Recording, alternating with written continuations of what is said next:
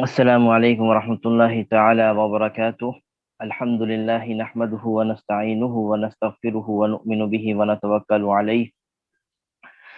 فنعوذ باللہ من شرور انفسنا ومن سیئات اعمالنا، من يهده الله فلا مضل له ومن يضلل فلا هادي له، ونشهد ان لا اله الا الله وحده لا شريك له، ونشهد ان سيدنا وسندنا وحبيبنا ومولانا محمدا عبده ورسوله، أما بعد فأعوذ بالله من الشيطان الرجيم، بسم الله الرحمن الرحيم۔ قال الله تبارك وتعالى في القرآن المجيد: قل أعوذ برب الفلق من شر ما خلق ومن شر غاسق إذا وقب ومن شر النفاثات في العقد ومن شر حاسد إذا حسد، وقال النبي صدق الله العظيم، وقال النبي صلى الله عليه وسلم: العين حق، او کما قال علیہ الصلاۃ والسلام۔ رب اشرح لی صدری ویسر لی امری واحلل عقدۃ من لسانی یفقهوا قولی،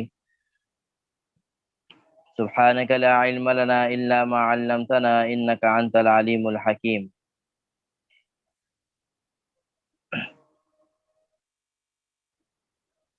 رمضان المبارک کا مہینہ بھاگ رہا ہے، اس کو بڑا سنبھالنے کی ضرورت ہے۔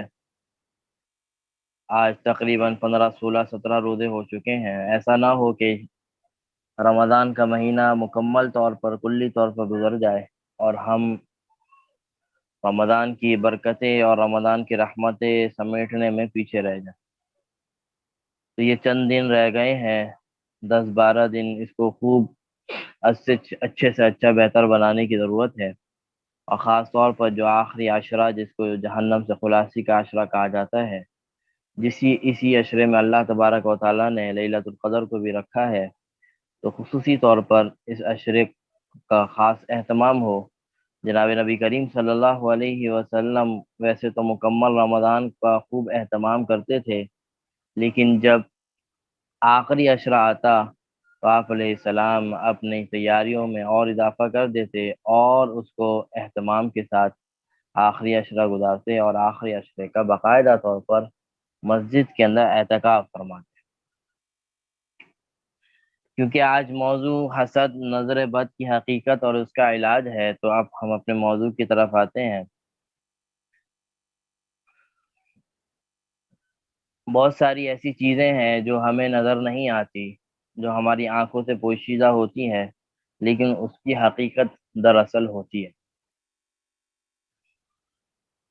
سائنس نے بھی جب اس کے اوپر تحقیق کی کہ یہ نظر بد جو ہے یہ انسان کی نظر لگ جاتی ہے، تو وہ بھی آج اپنی سائنسی ریسرچ کے اندر لکھتے ہیں کہ انسان جب کسی کو اس طرح دیکھتا ہے حسرت کی نگاہ سے، تو اس کا ایک اثر ہوتا ہے جو سامنے والے شخص کے اوپر امپیکٹ کرتا ہے۔ یہ آج کی سائنس بھی کہتی ہے۔ جناب نبی کریم صلی اللہ علیہ وسلم نے آج سے 1400 1500 سال قبل اس بارے میں ارشاد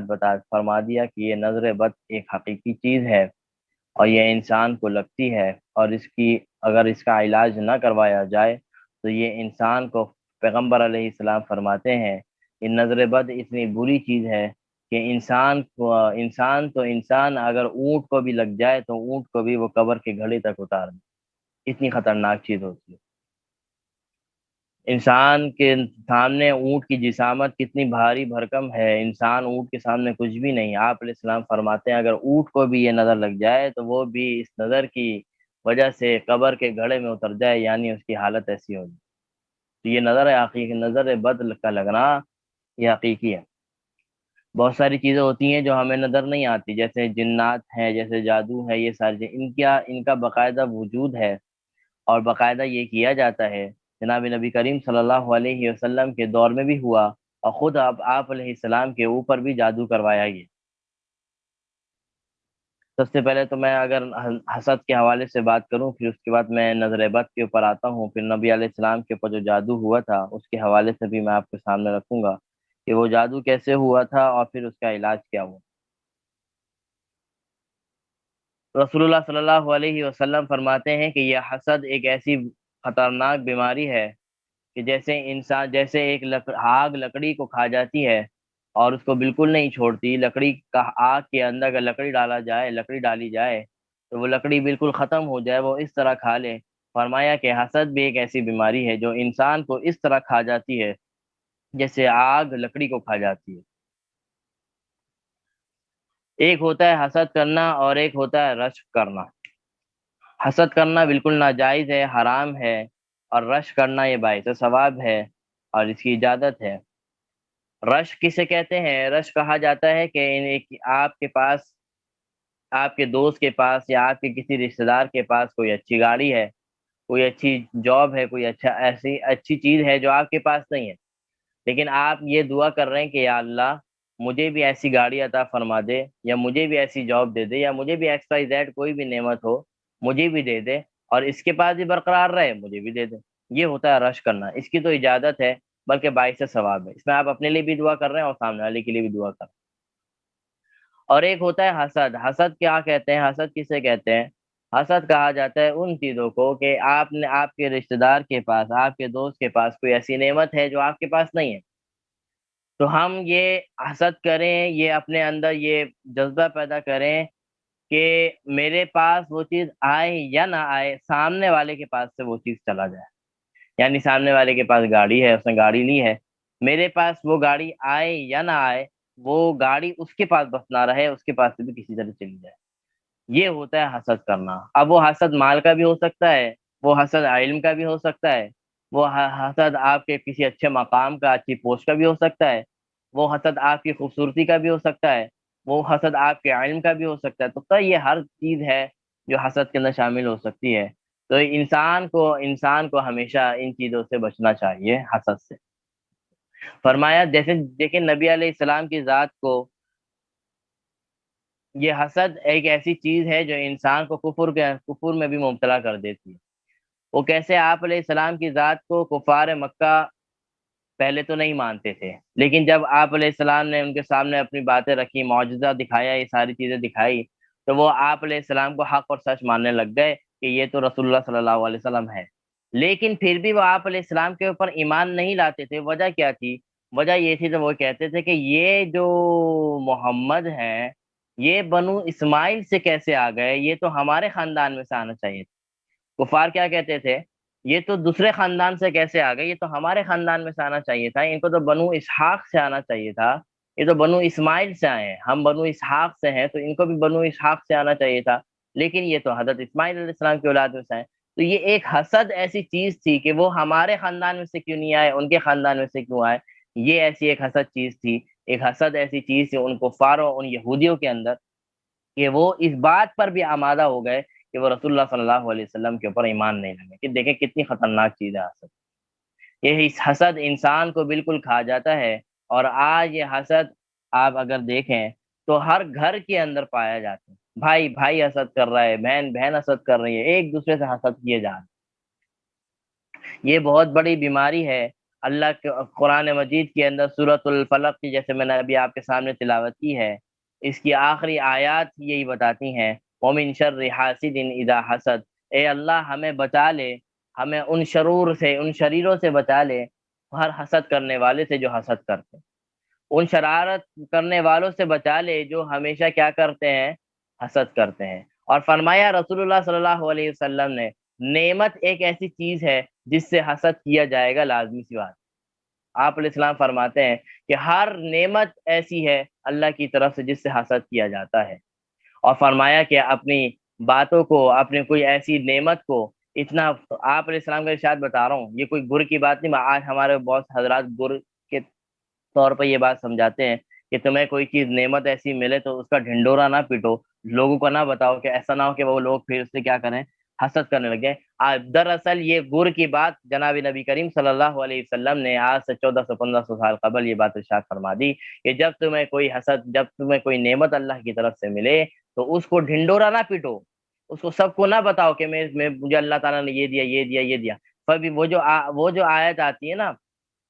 وَأَمَّا بِنِعْمَةِ رَبِّكَ فَحَدِّثْ، اللہ تبارک و تعالیٰ فرماتے ہیں کہ اپنی اللہ کی دی ہوئی نعمتوں کا اظہار کرو، بیان کرو۔ اس کا مطلب یہ نہیں ہے کہ لوگوں، اس کا مطلب یہ ہے کہ اگر آپ کو اللہ تعالیٰ نے اچھا دیا ہے، اچھا پہننے کو دیا، اچھی ساری چیزیں، تو آپ کے اوپر وہ نظر آئے، یعنی یہ ہے کہ اس کا مطلب یہ ہوتا ہے ایک تو اللہ کا شکر ادا کیا جائے، اور دوسری بات یہ ہے کہ آپ کو کنجوسی نہ کیا جائے، یعنی اگر آپ کو اللہ تعالیٰ نے آپ کو اچھا کچھ دیا ہے تو آپ کے اوپر، آپ کے جسم کے اوپر، آپ کے اوپر وہ چیز نظر آنا چاہیے۔ ایسا نہیں ہو کہ آپ کے پاس اچھے کپڑے ہیں پہننے کے لیے لیکن آپ بھائی گندے پھٹے کپڑے پہن رہے ہیں، ایسا لگ رہا ہے کہ آپ بہت غریب ترین آدمی ہیں۔ یہ جو کنجوس ہے نا، یہ کنجوسی پسند نہیں کی گئی، وہ اس کا مطلب یہ ہے کہ اگر آپ کو اللہ تعالیٰ نے اچھا دیا ہے تو اس کا آپ کو اس طرح اظہار ہونا چاہیے کہ آپ کے اوپر پتہ چلے کہ ہاں آپ ایسے استطاعت والے شخصیت ہیں۔ لیکن یہاں پہ جو آپ علیہ السلام فرما رہے ہیں کہ وہ یہ ہے، اس کو کہتے ہیں کہ ڈھنڈورا پٹنا۔ میرے پاس گاڑی آ گئی، اب میں نے تصویر کھینچی، تصویر فیس بک پہ ڈال رہا ہوں، واٹس ایپ پہ ڈال رہا ہوں، انسٹا پہ ڈال رہا ہوں، ہر جگہ میں نے پھیلا، پورا سوشل میرا بھی جتنے بھی اکاؤنٹ ہے ہر جگہ میں نے ڈال دیا۔ ان چیزوں سے آپ علیہ السلام نے منع فرمایا کہ کوئی بھی چیز اگر آپ کو نعمت ملے، آج کے دور کے حساب سے میں نے بتایا کہ آج سوشل میڈیا کا دور ہے، ہمارے پاس کوئی چیز آتی ہے تو ہم شاید اپنے گھر والوں کو پہلے دکھاتے ہیں، بعد میں دکھاتے ہوں گے، لیکن پوری دنیا کو پہلے دکھا دیتے ہیں سوشل میڈیا کے ذریعے۔ کہیں کھانا کھانے جا رہے ہیں، آپ نے تصویر کھینچ کے گھر والوں کو تو بعد میں پتہ چلا ہوگا، پوری دنیا کو پہلے پتہ چل گیا۔ یہ چیزوں کی مذمت بیان کی گئی ہے احادیث کی روشنی میں۔ یہ ویسے بھی اگر انسانیت کی طور سے، اخلاقی طور سے بھی دیکھا جائے تو یہ کوئی بہت اچھی چیز نہیں ہے کہ آپ کہیں بھی ہوٹل پہ ایک ہوتی ہے اپنی تصویر کھینچنا، کہیں جا رہے تو اپنی تصویر کھینچ کے ڈالیں، وہ بھی چلے، بہرحال مناسب نہیں ہے کہ ہر جگہ کہ آپ کی بھی ایک پرائیویسی ہوتی ہے کہ آپ ہر جگہ جہاں جا رہے ہیں آپ اپنی لوکیشن ڈال رہے ہیں، تو آپ اپنی پرائیویسی بھی خراب نہ کریں۔ اور دوسری چیز جو عام طور پر یہ جو عادت ایک لت لگ گئی ہے کہ ہم کہیں بھی ریسٹورینٹ پہ جاتے ہیں، کہیں بھی اس طرح کہیں جاتے ہیں، تو وہ اب سب سے پہلے کھانا کھانے سے پہلے وہ ایک کیا کہتے ہیں تصویر کھینچنے کو، ہم جیسے ہم نماز سے پہلے وضو کرنے کو ضروری سمجھتے ہیں، ایسے کھانا کھانے سے پہلے تصویر کو کھینچنا ضرور سمجھتے ہیں، اور وہ کھانے سے پہلے ٹھک ٹھک کر کے وہ تصویر کھینچتی ہے، وہ سوشل میڈیا کے اوپر دوڑتی ہے، پھر وہ ساری چیزیں ہوتی ہیں۔ تو یہ چیزیں ایسی ہیں کہ انسان کو جو ہے وہ غلط راستے کی طرف لے جاتی ہے، اور ان چیزوں سے پھر انسان کے ساتھ حسد کیا جاتا ہے۔ اب وہ شخص ہے جس کے پاس وہ حیثیت نہیں ہے کہ وہ اس طرح کے ریسٹورینٹ میں جا کے کھانا کھائے، اس طرح کی چیزیں کریں، اب لا محالہ یا تو پھر وہ احساس کمتری کا شکار ہوگا آپ کی وجہ سے کہ یہ تو ماشاء اللہ اچھا کھانا کھا رہے ہیں، ہمارے گھر میں دال کھانے کو بھی نہیں، جو غریب ہے، ایک تو وہ احساس کمتری کے بھی شکار ہوں گے، اور دوسری چیز کیا ہوگی کہ اگر وہ یہ نہ بھی تو وہ حسد کریں گے کہ ان کو تو اللہ تعالیٰ نے اتنا مال دیا ہے، پھر وہ اس طرح کی وہ حسد، اس طرح کی تمنا کریں گے۔ تو ان چیزوں سے اپنے آپ کو بچانا بہت ضروری ہے، ان چیزوں سے آپ اپنے آپ کو بچانا بہت ضروری ہے۔ ہم سے ہمیشہ یہ سوال کیا جاتا ہے کہ اس کا کوئی علاج بتا دیں کہ حسد نہ ہو، لوگ ہم سے حسد نہ کریں۔ دیکھیں، آپ کسی بھی ڈاکٹر کے پاس جاتے ہیں، کسی بھی ڈاکٹر کے پاس جائیں گے، کوئی بھی علاج کروانے، وہ ڈاکٹر آپ کو علاج کی دوائی سے پہلے آپ کو احتیاط بتائے کہ بھائی یہ پرہیز ہے، یہ پرہیز کرنا ہے، اس کے بعد یہ دوائی کھانی ہے۔ اگر آپ کو شوگر ہے اور آپ دوائی بھی آپ کی چل رہی ہے، پابندی سے دوائی بھی کھا رہے ہیں، اور ٹھیک ٹھاک طریقے سے آپ چینی والی چائے بھی پی رہے ہیں، شربت بھی پی رہے ہیں، سب کچھ چل رہا ہے، تو ہر ڈاکٹر بولے گا آپ بیوقوف ہیں، آپ کو اس دوائی کا کوئی اثر نہیں ہوگا جب تک آپ اس سے پرہیز نہیں کریں گے، جب تک آپ چینی نہیں چھوڑیں گے، آپ دوائی کا تھوڑی کوئی اثر ہوگا، بلکہ یہ تو اور آپ کو خراب کر دے گا، یہ چینی آپ کو، یہ ویسے ہی آپ کو شوگر ہے۔ تو دراصل یہی چیز ہے، جیسے حسد ہے، تو حسد کا علاج کرنے سے پہلے اس کا احتیاط کرنا بہت ضروری ہے، ہر ان چیزوں سے بچنا بہت ضروری ہے جس سے حسد کیا جاتا ہے، کیونکہ آپ علیہ السلام کا ارشاد ہے ہر نعمت سے حسد کیا جائے گا، تو اس لیے ہمیں ضروری ہے کہ ہم ان چیزوں سے اپنے آپ کو محفوظ رکھیں جن سے حسد کیا جاتا ہے۔ پہلی چیز تو یہ ہے، اور وہ کیسے ہوگا کہ ہم اپنی بہت ساری چیزوں کا اس طرح ڈھنڈورا نہ پیٹیں سوشل میڈیا کے ذریعے، اس طریقے کے ذریعے مجھے اتنی یہ ہو گیا، یہ ہو گیا، یہ اس سے باقاعدہ طور پر کیا کیا جائے گا، حسد کیا جائے گا، اور آج کے دور میں یہ بیماری بہت عام ہو چکی ہے، بہت عام ہو چکی ہے، تو ہمیشہ اپنے آپ کو بچانا ہے۔ اچھا، اب آ جاتا ہے اس کا علاج۔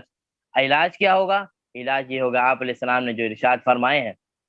جو بات ارشاد جو اس کے اوپر اس علاج بتائے، جیسے سورۃ الناس ہے، سورۃ الفلق ہے، ان آیات کی تلاوت کی جائے، روزانہ اپنے اوپر پڑھا جائے، آیت الکرسی ہے، یہ دو صورتیں ہیں، اسی طرح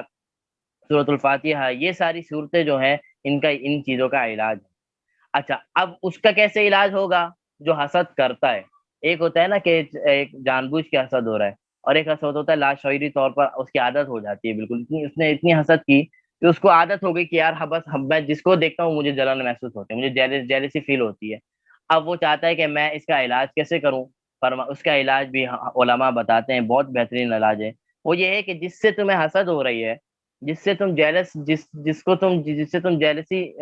اختیار کر رہے ہو، ان کے لیے دعائیں شروع کر دو۔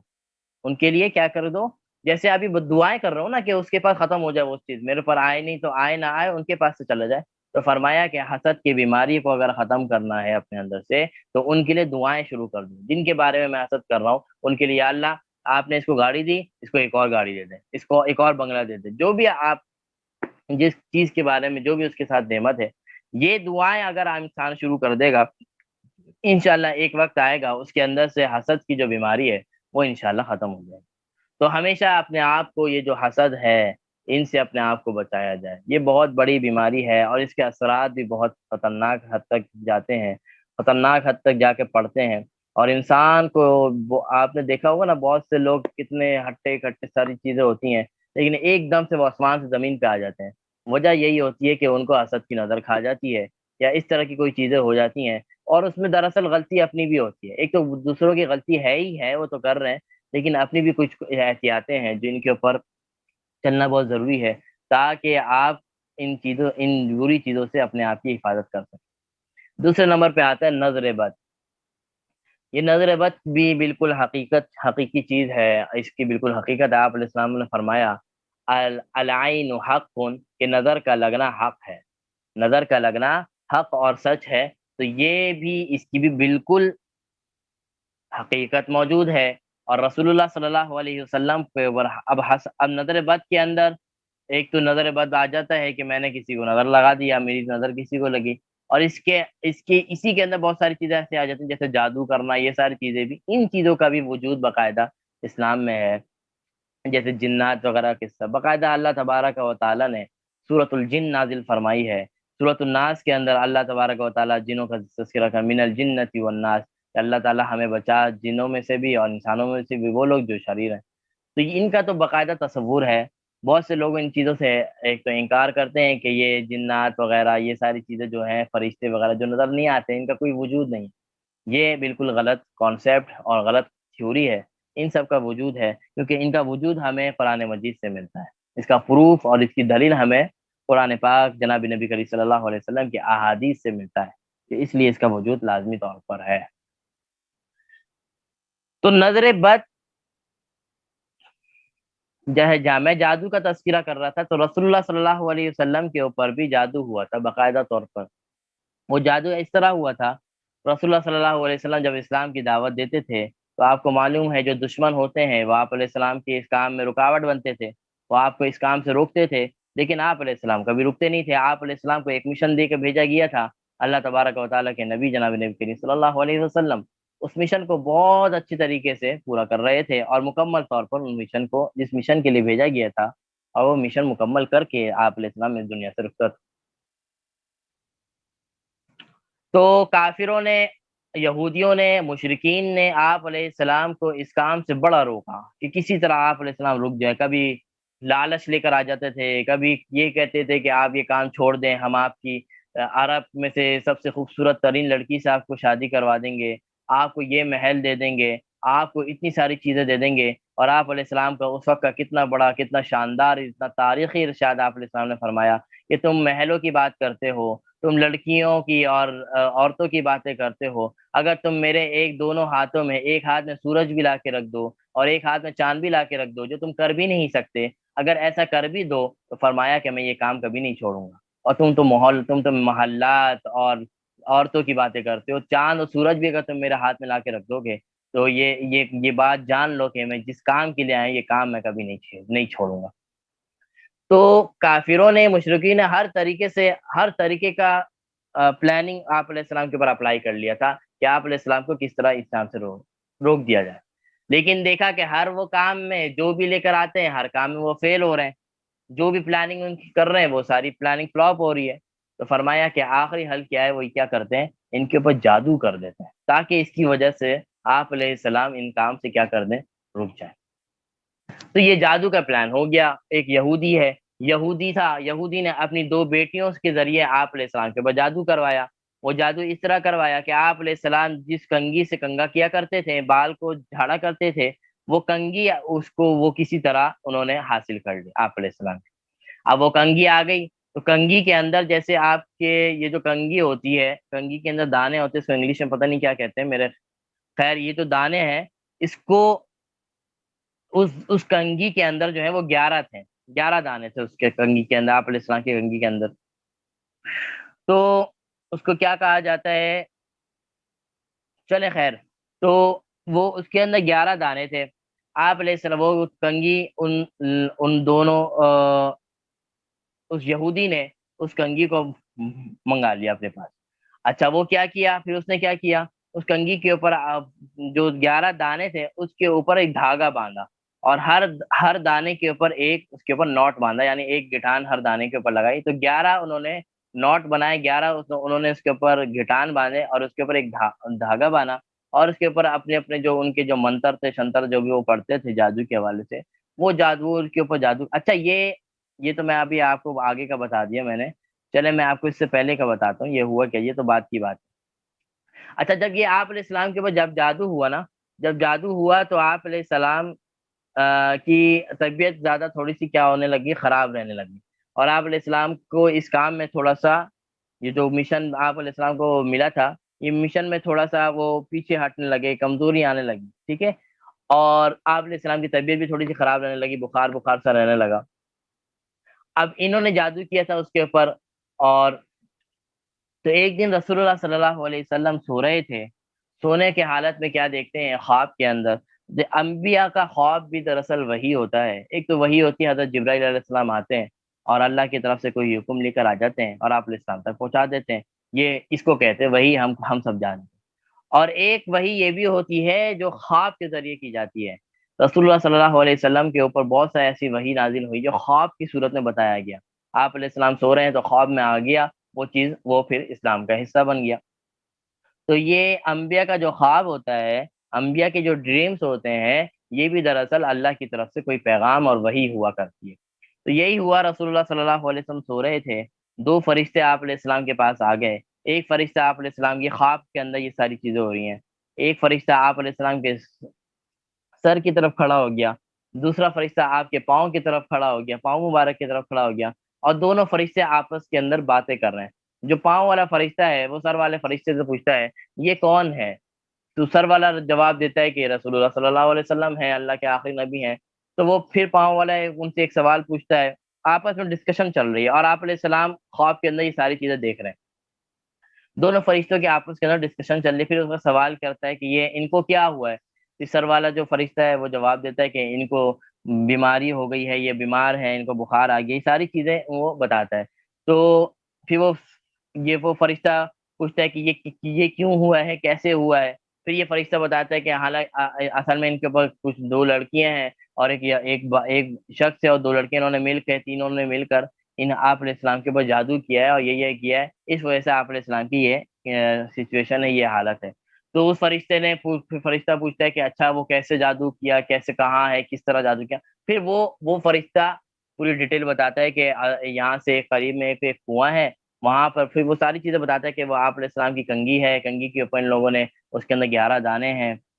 اور اس کے اوپر یہ ہے 11 دانے ہیں اور اس کے اوپر انہوں نے نوٹ باندھے ہیں. اور نوٹ باندھنے کے بعد انہوں نے وہ جو اپنی چیزیں جو پڑھتے ہیں وہ ساری چیزیں انہوں نے پڑھی ہے. اور ایک قریب میں ایک کوئی کنواں ہے، وہاں پہ انہوں نے پتھر کے نیچے اس کنگھی کو کیا کر دیا ہے، دبا دیا ہے. تو یہ اس نے پورا قصہ بتا دیا، کیونکہ آپ علیہ السلام کو یہ بات نہیں پتا ہے کہ کیسے جادو ہوا ہے یا نہیں ہوا. وہ فرشتہ دراصل آپ علیہ السلام کے پاس اللہ تبارک و تعالیٰ نے بھیجا ہے تاکہ آپ کو بتایا جا سکے کہ یہ آپ علیہ السلام آپ کے اوپر جادو ہوا ہے جس کی وجہ سے آپ بیمار رہ رہے ہیں اور اس کام سے آپ تھوڑے سے پیچھے ہٹ رہے ہیں. اچھا تو اس فرشتے نے پھر سوال کیا کہ اچھا پھر اس کا علاج کیا ہے؟ پھر آپ علیہ السلام نے فرمایا، پھر اس فرشتے نے بتایا کہ اس کا علاج یہ ہے کہ 2 صورتیں ہیں. وہ 2 صورتیں اس فرشتے نے پڑھی. وہ 2 صورتیں کون سی تھی؟ قل اعوذ برب الناس اور قل اعوذ برب الفلق. سورۃ الناس اور سورۃ الفلق پڑھی اور کہا کہ یہ 2 صورتیں ہیں اور ان 2 صورتوں کے اندر کی دونوں کی اگر آیت ملائی جائے تو آیت بھی ان کی 11 بنتی ہے. اور کنگھی کے اندر جو دانے ہیں وہ دانے بھی 11 ہیں. فرمایا کہ یہ ہر ایک ایک آیت پڑھ کر ان کنگھی کے اوپر پھونکا جائے تو ہر آیت پڑھنے کے بعد جب پھونکیں گے تو ایک ایک دانے کا جو نوٹ ہے گٹھان ہے وہ کھلتا رہے گا. اور جب پورے اس کے دانے کے گٹان کھل جائیں گے تو آپ علیہ السلام کے اوپر سے یہ جادو کا اثر کیا ہو جائے گا, ختم ہو جائے گا. یہ پورا قصہ آپ علیہ السلام کو خواب کے اندر دکھایا گیا. آپ علیہ السلام کی جب آنکھ کھلی تو رسول اللہ صلی اللہ علیہ وسلم نے اپنے قریبی صحابہ کرام کو جمع کیا اور پورا تذکرہ یہ بتایا کہ یہ در میں ابھی سو رہا تھا تو دراصل یہ فرشتے وغیرہ ساری ڈیٹیل ساری چیزیں بتائیں, اور کہا کہ وہ ایک فرق جہاں پہ جاؤ یہاں پہ کوئی کنواں ہے وہاں پہ دیکھنا کہ پتھر کے نیچے کوئی کنگھی ونگی ہوگی رکھی ہوئی تو وہ لے کر آ جاؤ. تو دو دو صحابہ کرام گئے اور وہاں پہ دیکھا, جب پتھر ہٹایا تو یہ بالکل یقینی طور پہ وہاں وہ کنگھی رکھی ہوئی تھی. انہوں نے اس کنگھی کو نکالا اور کنگھی نکالنے کے بعد آپ علیہ السلام کی خدمت میں لے کر آ گئے, حاضر کیا. آپ علیہ السلام نے اعوذ باللہ من الشیطان الرجیم بسم اللہ الرحمن الرحیم پڑھا. فرمایا قل اعوذ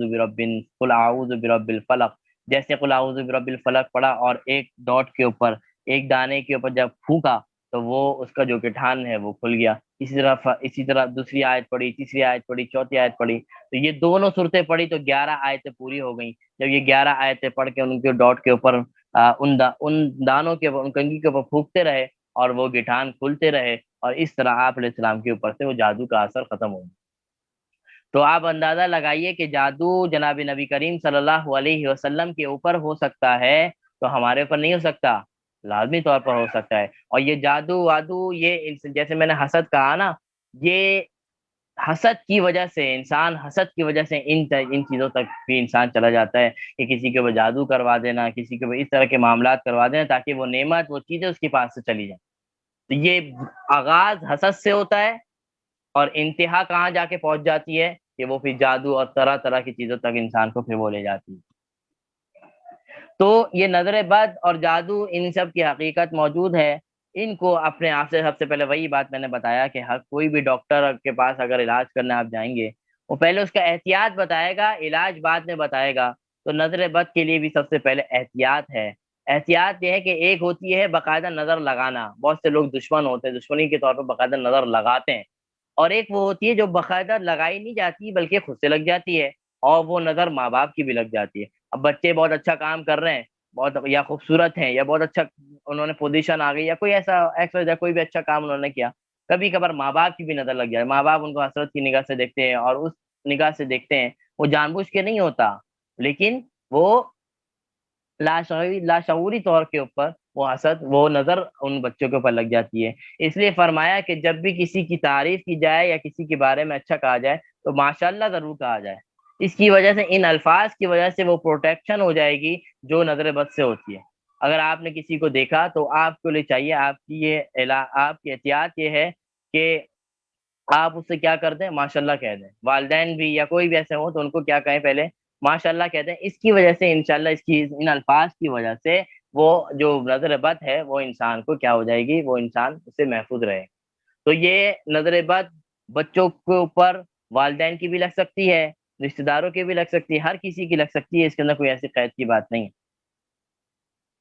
اور اس کا علاج کیا ہے؟ علاج وہی ہے جیسے میں نے ابھی آپ کے سامنے عرض کیا تھا, خصوصاً چھوٹے بچوں کو بہت زیادہ نظر لگ رہی ہوتی ہے عام طور پر.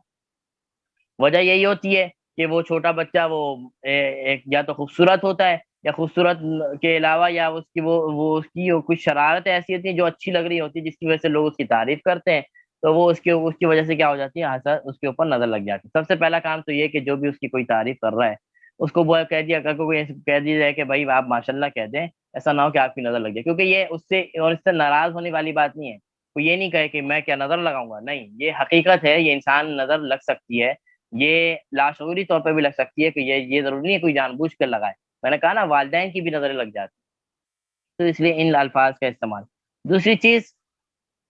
یہ جو وہی میں نے آپ کو دوبارہ میں بتا رہا ہوں, یہ جو سوشل میڈیا کا دور آج کل آ گیا, یہ جو تصویریں کھینچ کے ہم بچوں کی تصویریں کھینچ کے ہم اپنے فیس بک آئی ڈیز پر واٹس ایپ کے اسٹیٹس کے اوپر لگاتے ہیں, یہ ایک بہت بڑا ذریعہ ہے بچوں کی نظر لگنے کا, بہت بڑا ذریعہ. علماء نے باقاعدہ اس کے اوپر کتابیں لکھی ہیں کہ اس کے کتنے نقصانات ہیں, کہ یہ جو آج نیا ٹرینڈ چل گیا ہے کہ وہی بات ہے نا, ہاسپٹل سے بچہ گھر نہیں پہنچتا لیکن پوری دنیا اس کو پہلے دیکھ لیتی ہے اور وہ فیس بک کے اوپر آ جاتا ہے. تو ان چیزوں سے باقاعدہ طور پر بچے کے اوپر نظر لگتی ہے۔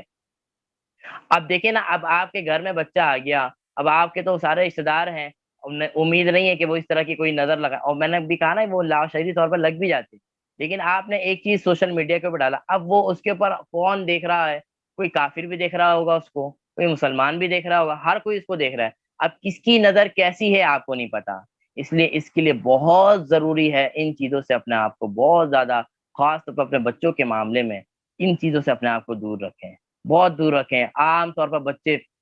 بیمار ہو رہے ہوتے ہیں، نظر لگ رہی ہوتی ہے، ان کو پتہ ہی نہیں چل رہا ہوتا کہ کیسے ہوگی، جب ان کو بتایا جائے کہ بھائی آپ نے اپنا فیس بک اکاؤنٹ چیک کریں، تو آپ نے باقاعدہ تصویروں کے بھرمار لگائے ہوئے ہیں، آپ واٹس ایپ کے اوپر روزانہ آپ بچوں کی تصویریں لگا رہی ہیں، اس کا بڑا اثر ہوتا ہے۔ یہ کوئی ڈھکی چھپی کی بات نہیں ہے، یا کوئی ایسے آکورڈ بات نہیں کر رہا کہ میں کوئی ایسی کوئی بات ہو، یہ حقیقت بتا رہا ہوں۔ میں نے کہا نا، سائنس نے بھی اس کے اوپر ریسرچ کیا کہ اس کا اثر ہوتا ہے باقاعدہ طور پر، اور تصویروں کے ذریعے بھی یہ نظر لگ جایا کرتی ہیں۔ آپ دیکھیں نا،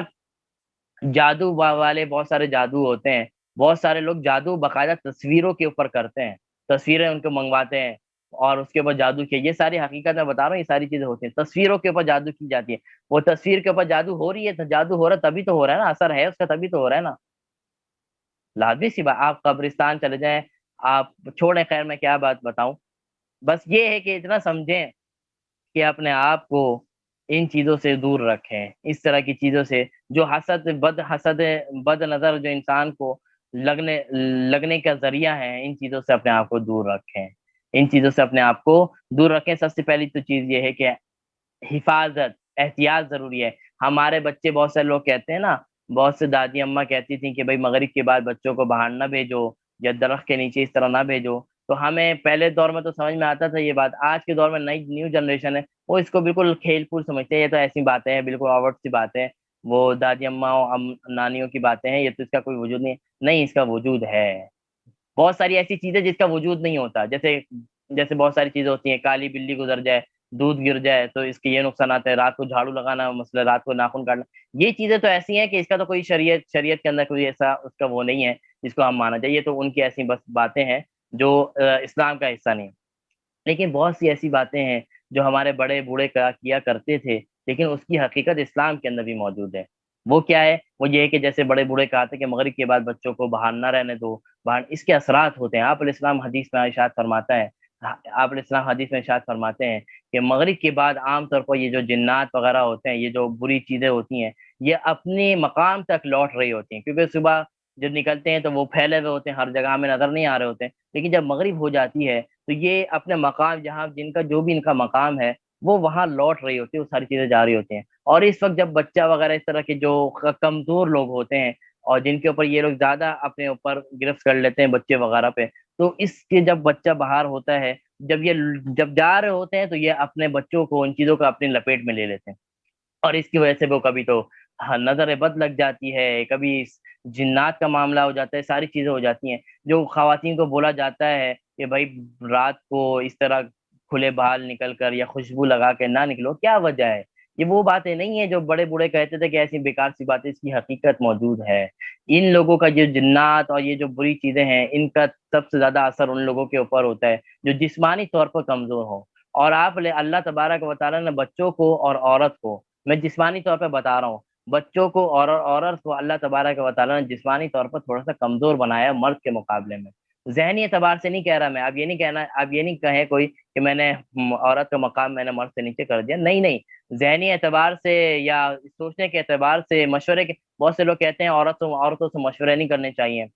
اگر عورتوں سے مشورہ کر لیا تو آپ گھاٹے میں رہیں گے، آپ کو نقصان ہو جائے گا، یہ بالکل غلط بات ہے۔ جناب نبی کریم صلی اللہ علیہ وسلم کے اوپر پہلی وحی نازل ہو رہی ہے، اقرأ بسم ربک الذی خلق، رسول اللہ صلی اللہ علیہ وسلم کے ساتھ حضرت ابو بکر صدیق آپ کے دوست ہیں، آپ کے بہت سارے صحابہ کرام ہیں جس سے آپ باتیں کیا کرتے تھے، لیکن جب یہ پہلی وحی نازل ہوئی ہے، رسول اللہ صلی اللہ علیہ وسلم نے سب سے پہلے اس کا ذکر اپنی بیوی حضرت خدیجہ رضی اللہ تعالیٰ عنہ سے کیا۔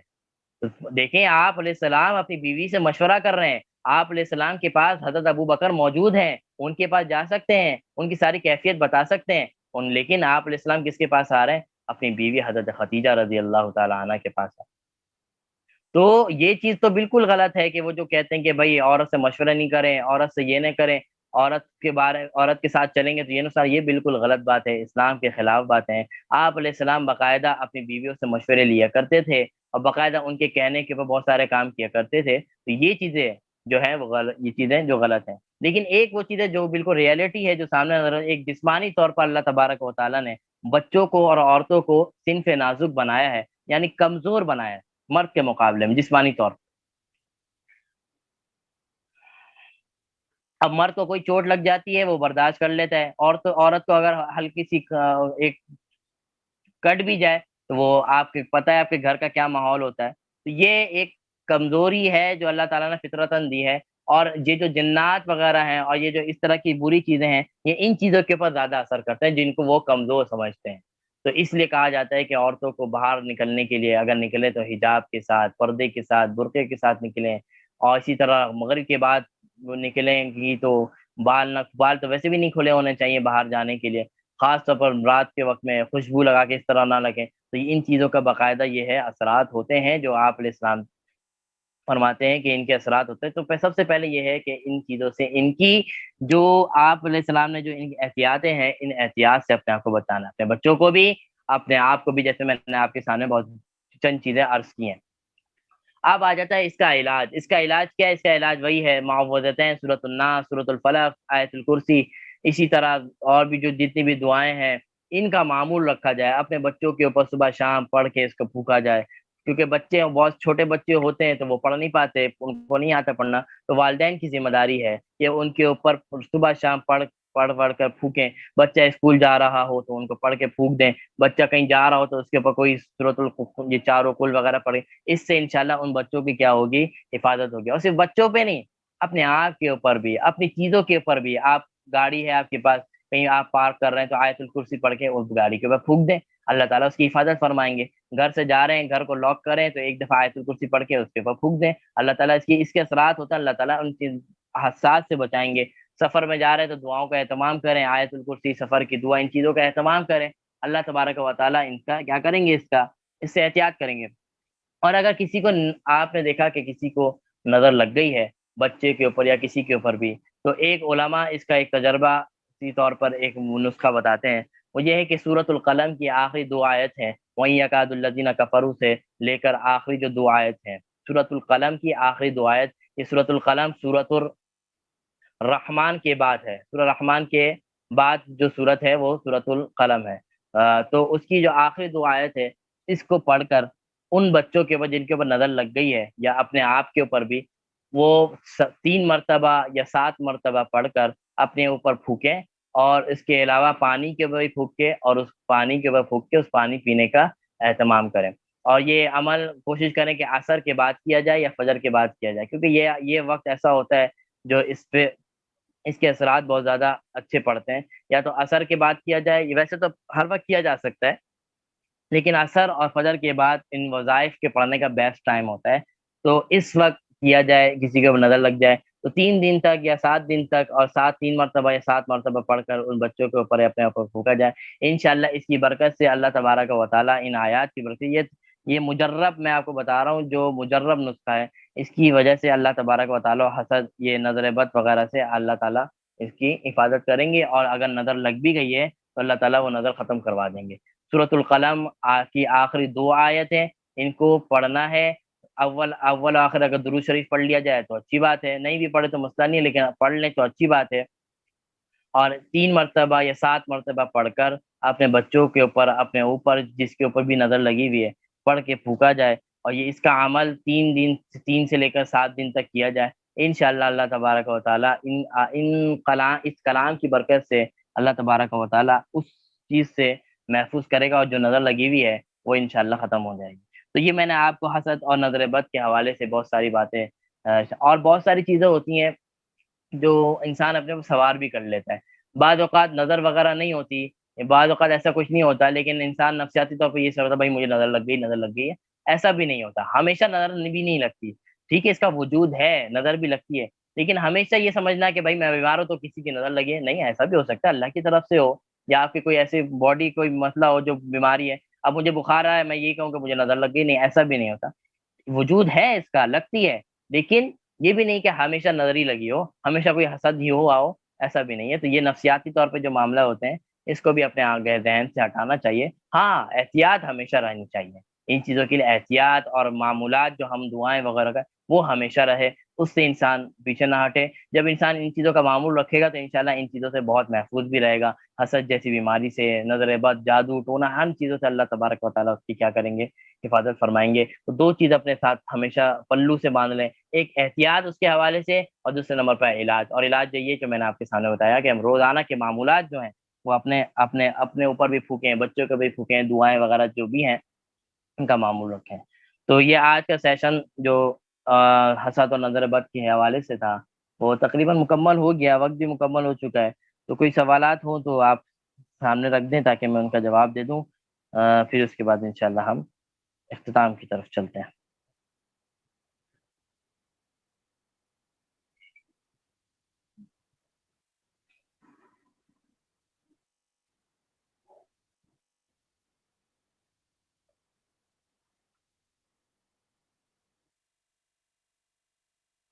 جی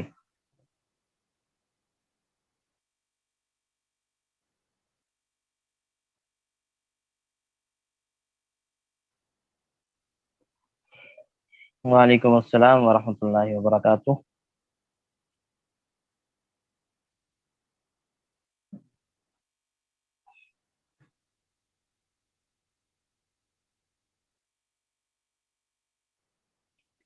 تراوی میں قرآن کھول کر نہیں پڑھا جا سکتا، تراوی کے اندر دیکھ کے، اگر باہر سے کوئی چیز دیکھ کے پڑھا جائے تو اس سے نماز ٹوٹ جاتی ہے۔ اور جو ایک حدیث میں آتا ہے وہ حضرت امی عائشہ رضی اللہ تعالی عنہ اس طرح پڑھا کرتی تھیں، تو وہ اس وقت پڑھتی تھیں جب وہاں پر مسئلہ یہ ہے کہ اس کا اصول یہ ہے کہ جب آپ کے محلے میں، آپ کے علاقے میں، آپ کے آس پاس کوئی حافظ قرآن نہ ہو جو اس طرح کے تراوی پڑھا سکے۔ اس دور میں امی عائشہ، اس وقت کوئی ایسا حافظ قرآن نہیں تھا جن کو مکمل طور پر قرآن مجید یاد ہو، تو اس لیے امی عائشہ دیکھ کے قرآن مجید پڑھا کرتی تھیں۔ تو ان کو بہت سے لوگوں نے یہ حدیث کو دیکھ کر، بہت سے لوگوں نے اس کا جواز کا فتویٰ دے دیا کہ یہ جائز ہے، دیکھ کے پڑھا جا سکتا ہے۔ حالانکہ احناف کے نزدیک اور باقی ائمہ کے نزدیک، امام شافعی، امام مالک اور اسی طرح امام احمد بن حنبل اور امام ابو حنیفہ، یہ چاروں مسلک جو ہے، جو حق کے مسلک ہیں، یہ جو جن کو فالو کیا جاتا ہے، ان چاروں مسلک کے اندر اگر آپ دیکھ کے قرآن مجید کی تلاوت کریں گی اور کوئی بھی نماز ہو، اس سے نماز فاسد ہو جائے گی۔ اور وہ عذر آج کے دور میں نہیں پایا جاتا کہ کوئی ایسا حافظ نہ ہو۔ ہر محلے میں الحمدللہ 10 12 حافظ آپ کو مل جاتے ہیں، ہر علاقے میں اب تو اتنا معمول ہو گیا ہے۔ تو اس وقت اس طرح کی کوئی اجازت نہیں ہے کہ دیکھ کے پڑھا جائے، اس سے نماز فاسد ہو جائے گی۔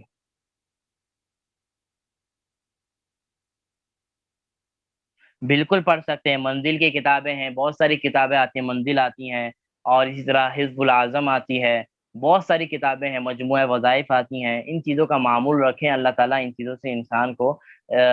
نظر بد سے بھی محفوظ کرے گا، حسد جیسی بیماری، ہر چیز، ہر جو بیماری ہیں انشاءاللہ تعالیٰ اللہ تعالیٰ اس سے محفوظ رہیں گے۔ جی نظر کے لیے بتائی ہیں میں نے سورۃ القلم کی آخری دو آیت، وَإِن يَكَادُ الَّذِينَ كَفَرُوا سے لے کر آخری جو دو آیت ہیں ان کو پڑھا جائے، سب سے پہلے اس کی پریکٹس کر لی جائے۔ بہت سی چیزیں ایسی ہوتی ہیں کہ ہم نے پڑھی نہیں ہوتی، ہمیں پڑھنی نہیں آ رہی، تو ہم غلط پڑھ رہے ہوتے ہیں، تو جس کا اثر نہیں ہوتا۔ تو اس آیت کو بالکل صحیح طریقے سے پڑھا جائے، تجوید کے ساتھ پڑھا جائے، اس کی پریکٹس کر لی جائے، اور وہ پڑھنے کے بعد دیکھ کے بھی پڑھ سکتے ہیں، یاد کر لیں تو بہت اچھی بات ہے، دو آیتیں، چھوٹی سی آیت ہے، بہت لمبی آیت نہیں ہے، تو اس کو یاد کر لیا جائے۔ یاد نہیں ہے تو دیکھ کے بالکل تجوید کے ساتھ پڑھ کر اس کام کو کیا جائے، انشاءاللہ اس کے بڑے اثرات ہوتے ہیں۔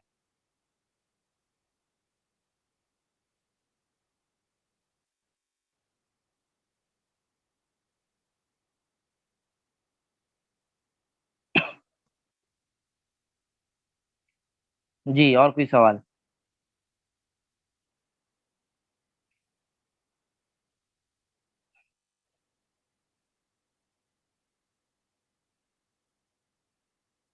چلیں جی، میرا خیال ہے سوال مکمل ہو گئے۔ تو اس کے علاوہ بھی کوئی سوالات ہو تو آپ بعد میں بھی کر سکتے ہیں، اس کا تو ایشو نہیں ہے۔ اللہ تبارک و تعالی ہمارے اس بیٹھنے کو، سننے سنانے کو